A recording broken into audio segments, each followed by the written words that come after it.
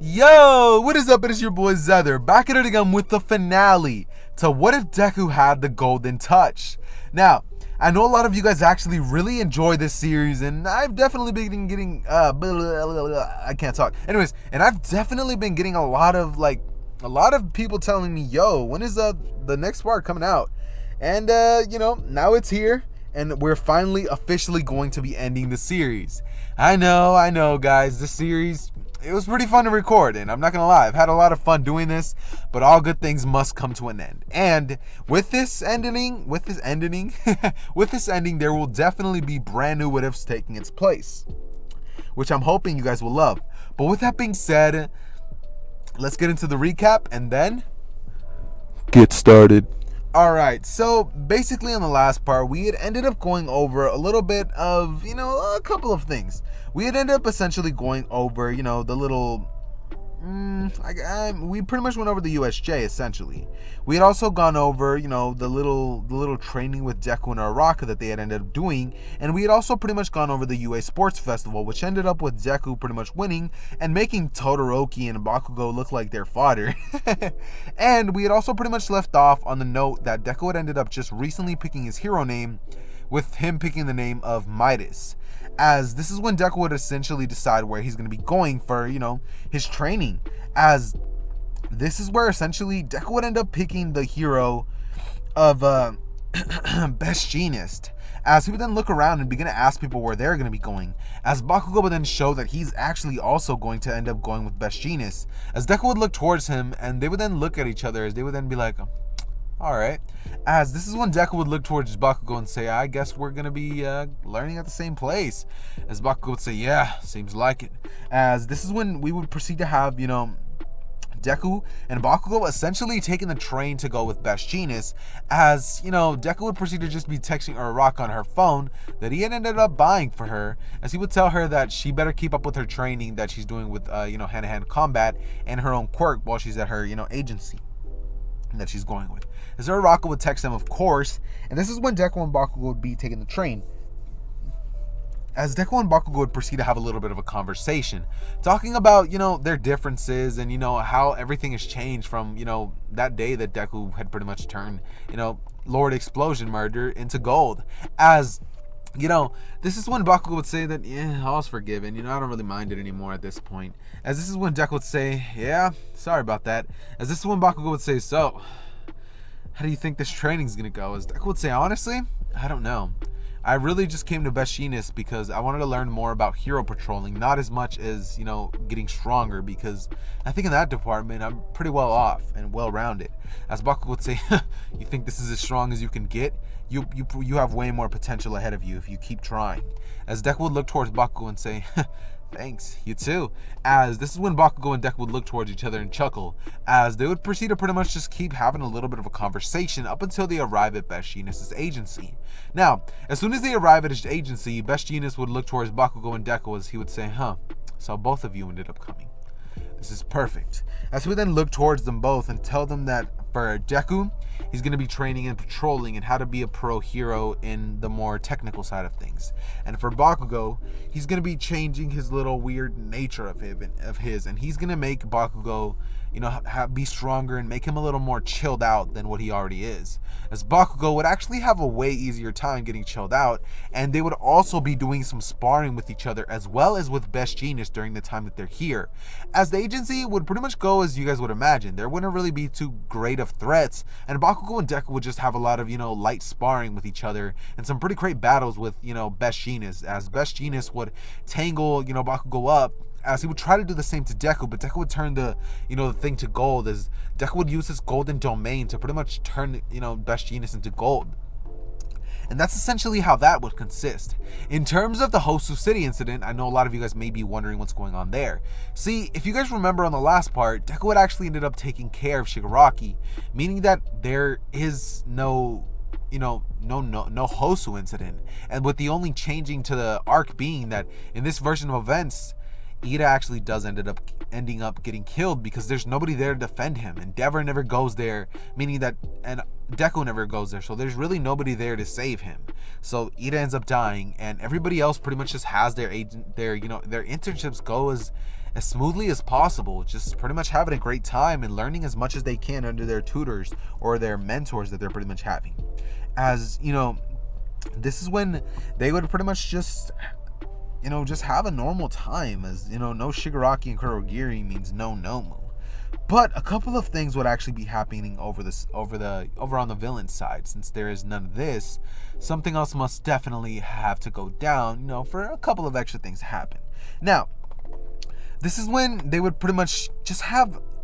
normal things until the agency pretty much ends, and they would basically return back to normal school, which, when they arrived, they actually end up getting the bad news of Ida's death. How Ida had pretty much tried to go get his revenge on, the hero killer Stain, and he ended up, having a terrible fate towards him, as Ida actually ended up dying to the hero killer. And this is when, All Might would bust in the room, talking about how sad that situation is, but that they must not, think about this and pity Ida, as this is not what Ida would have wanted. Their class president will live on. And this is when they would actually look towards Deku, as they would say, you have to be the class president instead. As Deku would say, what, me? As this is when All Might would say, yeah, you were the original. As this is when Deku would take the role of Ida, pretty much just to honor him. As this is when they would proceed to have the race, and just to keep it a buck with you guys, Deku would turn everybody who was racing to gold, as he would then proceed to run across from building to building with the same finesse as 5% full cowling Deku would, as he would arrive to All Might and actually end up winning the race with no real mishaps happening. Now, this is when they would actually continue to train over for the finals, as in this version of events, a lot of things are actually going to be changing. See, in this version, instead of Deku actually focusing more on the training aspect of One For All, he would actually be doing mostly studying, as well as helping Uraraka develop her quirk, and they would actually go to Meihatsume, as they would actually pretty much start working on a device which would pretty much let Uraraka fly in the air, which would make her a way better rescue hero than she already is, as Deku and Uraraka would just basically work on that, and she would do a little bit of combat training, and a little bit of studying on the side, is they're just chilling for real, they're learning math, they're learning science, history, all that good stuff. Now,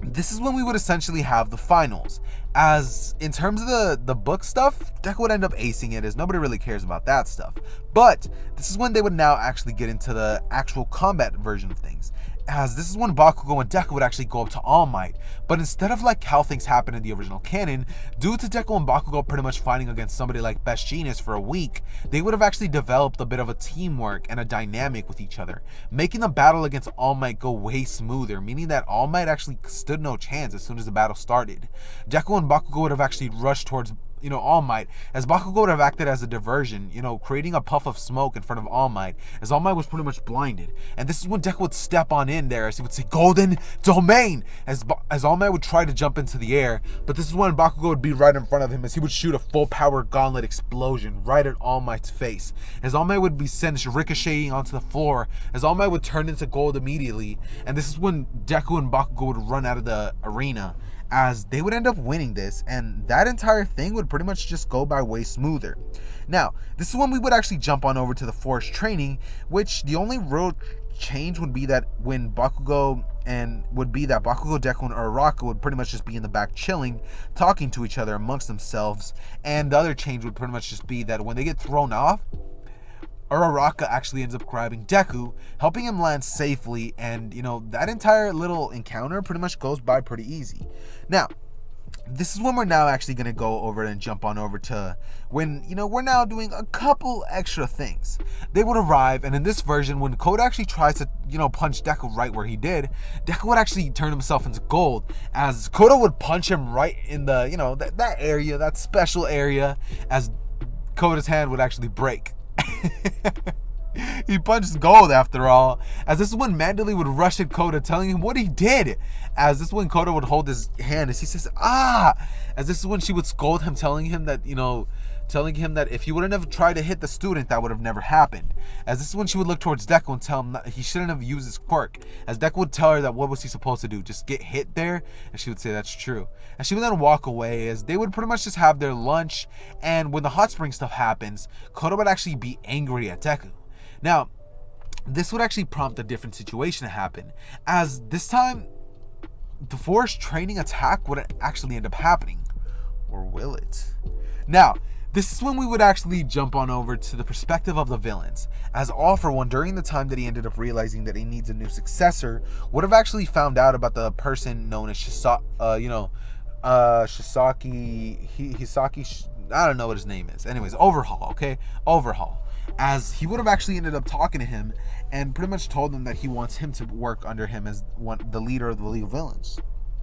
As Shisaki would have ultimately accept, seeing that it would, provide him more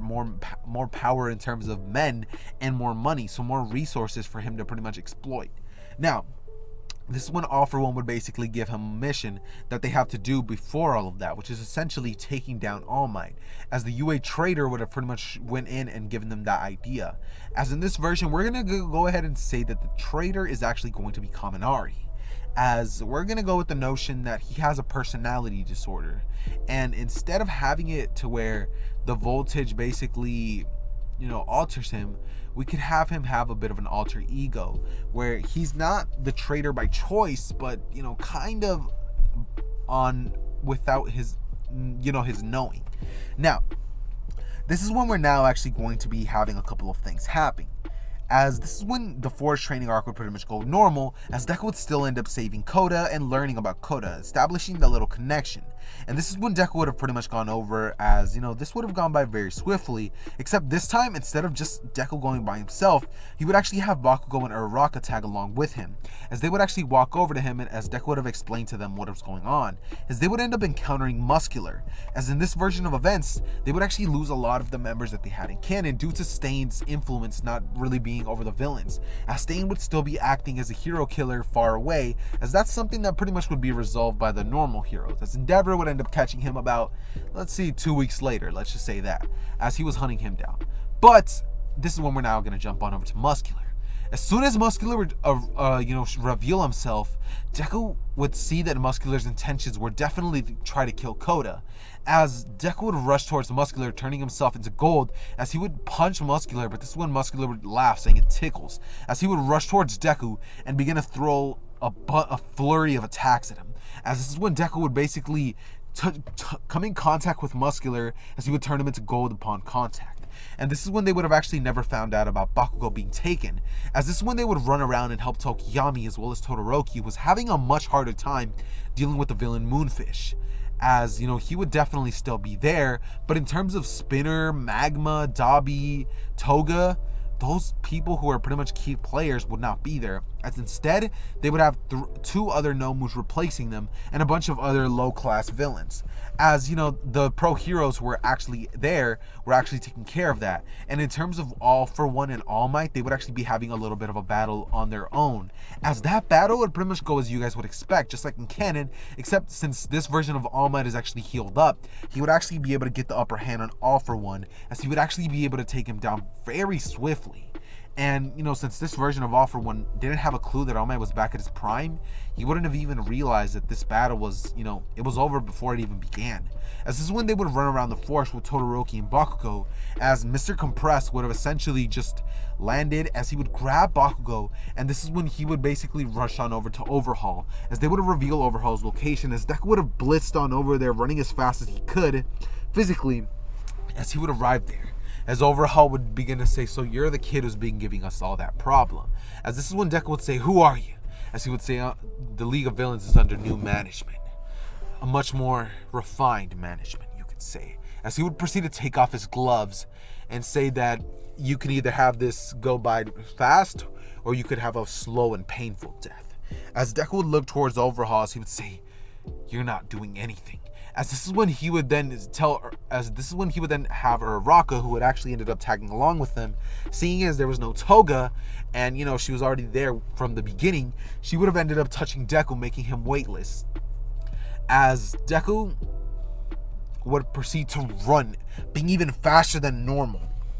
as he would blitz Overhaul, as Overhaul would touch the ground, creating a bunch of spikes to go towards Deku. But this is when Deku would turn himself into gold, as he doesn't feel the weight of the gold pushing him down. As this is when Deku would rush towards Overhaul, as he begins to punch on him. And Overhaul would try to come in contact with Deku, but every time that he tries to touch him, he wouldn't be able to, due to Deku's, enhanced reflexes and stats, as Bakugo would rush on in there and shoot a full power explosion at Overhaul's face, as Deku would jump back, as he would then grab Overhaul's leg, turning him into gold immediately. As this is when Shisaki would actually, inside of the gold, he would begin to pretty much just be no more, as this is when Overhaul would be taken care of, and this is when the rest of the kids would basically run around, as they would assist with taking down the Nomus, as Deku would blitz on over to the Nomus and basically use his golden domain to take care of any of the rest of the Nomus, as well as saving Tetsu and Kendo from the villain known as what's his name? The hero, the villain Mustard, as Deku would have actually ended up turning him into gold, and every single one of the villains actually would have been taken into custody, with the exception of All For One, as All Might would have actually ended up killing him due to the fact that his rage took him over after finding out about Shigaraki, and since he was at his prime, he was actually able to do something about it. All For One would have ended up playing at All Might's emotions and reminding him about his old master Nana Shimura, as All Might wouldn't have been able to control himself and he would have ended up snapping, taking down the villain once and for all, and this is essentially when they would have a cleanup at the forest, as most of the main villains who we would have pretty much had in Season 4 would have essentially been taken down, as there wouldn't really be too much for them to do, as this is when we're now actually going to cut on over to essentially the UA Festival, as this is when we would find out about, Eri, and she would actually end up being saved by none other than All Might, as he and a couple of the other villains would have ended up taking the Shisaki organization that he had in the raps, as this is when they would now have the Gentle Criminal arc, as this would actually go by very swiftly. See, Deku would actually end up still, forgetting the stuff that he did in the canon, forcing him to pretty much go and get it for himself. As Deku would be running, he would notice, Gentle Criminal and La Brava, as Deku would proceed to, basically ask him if he's, wanting to do something to UA, as he's mostly doing stuff whenever he's always, plotting something and trying to get some recognition on the internet. As this is when we would learn about Gentle's pretty much past and the reason as to why he turned into a villain. As Deku would say that, it's kind of a bad backstory, but he still can't allow him to do what he's going to do. As Deku and Gentle would basically proceed to get into a battle in which it's not looking good for Gentle. He would try to do the normal stuff, but this is when Deku would actually decide that he's going to have a little bit of fun. He would use his golden form, and he would actually use golden icicles, as well as trap, Gentle inside of gold, or the first half of him at least, as Gentle would have basically had La Brava boost stats, as he would basically try his way and try to break out of the gold, but it'd be futile. You can't exactly bust out of, raw gold, as this is when it would be known that Deku would have actually been able to take him down swiftly, and this is when we would now actually cut on over to the rest of the My Hero Academia events, such as the joint training arc that we're now having in Season 5, and the UA Festival, which basically was a success. And since Deku was not as tired as he was in canon, and his quirk can't provide the same backup that it did in the original, he would actually proceed to, give free gold to everybody who arrived, as a lot of the people would leave very happy, as Deku would just, he'd be happy about everything that had happened. As after this, we would just have months and months of Deku and Uraraka and Bakugo basically becoming the big three of the school, as Bakugo's explosions would have gotten a lot more stronger than they are in canon, or Uraraka would have learned how to use her quirk just in the same way that Deku can, using a radius to pretty much touch the ground and have people levitating off the ground, as that would essentially be an instant takedown, as if you don't have gravity and you don't know how to control yourself in that atmosphere, then you're pretty much screwed, as you can't really defend yourself or fight back against anybody if that's the case. As, we would essentially just have a couple of normal things happen, as, the timeline would pretty much go by, and since there's no real other threats in the My Hero Academia world, this is where we're essentially going to be ending What If Deku Had the Golden Touch. I hope you guys enjoyed this series a lot, as I definitely enjoyed making it, and I'm sorry that this last part was a little, not as, action-packed as the other ones, but this is mainly because all of the big villains were pretty much taken down. Like, the Stain arc was closed, Shigaraki was taken down, as he was the big threat of the, the manga, and since we can't have that, basically had no real problems for Deku, as this this is where we're going to be leaving it off, guys. I hope you guys enjoyed this video, and I hope you guys go actually check out my community tab post, which I left, a little question for you guys. You guys can go answer honestly, as I basically just want to see if you guys can help me out with getting a setup, as, it would definitely be very appreciated, since, it's kind of been having a little bit of money problems recently, and the job that I have, let's just say that it's not exactly doing, that great. I don't really have that many hours, and, the money that I do make, I actually have to put into my glasses. I have to put into helping with pay with other stuff that I have, such as like medical bills that I actually ended up having to pay for my knee, and, that it's almost pretty much done for, but my setup, it's a little expensive, and your boy kind of broke. So if you guys can please go help me out, that would be so appreciated. But with that being said, guys, you guys know the drill. It has been your boy Zether, and I am out. Peace.